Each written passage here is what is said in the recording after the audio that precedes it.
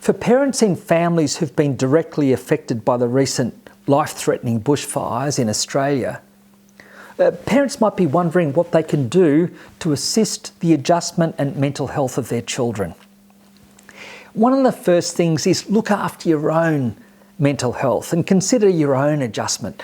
The better parents adapt to a particular situation, if parents are managing with their stress relatively well, then that will help the children. So consider yourself as an important part of the family environment in conveying a sense of security and safety. Another thing that really helps children's sense of security and safety and stability is when you get back to your usual routines. So re-establish your usual routines around bedtime, meals, maybe family social leisure or outings, certainly school, work. Getting back to your usual routines is likely to convey a sense of normality and stability and predictability for your children, and that helps.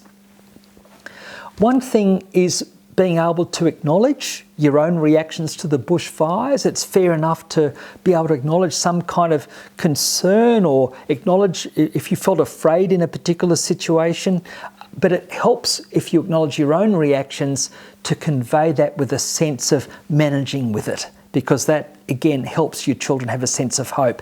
But for children to be able to express some of their worries or concerns, that can be helpful too. It might come across in pictures they draw or things they say, and just having an accepting and reassuring attitude can help, especially if you've got back to a safe situation, reassuring them about things getting back to normal.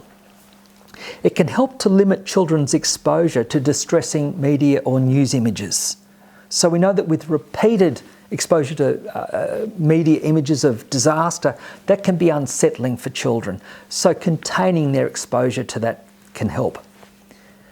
If you feel that difficulties are persisting, especially if it's beyond a period of about, say, 6 or 8 weeks, if your children's seem to be showing changes in mood or behaviour or being quite irritable or whatever, if there are ongoing concerns, especially beyond a couple of months, then it might be worth seeking some kind of professional help, or at least checking with a GP or considering some psychological assistance.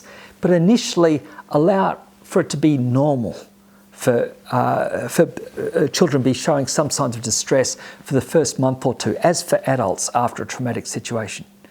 Another thing is anything that your family can do to help other people who've suffered the impact of fires.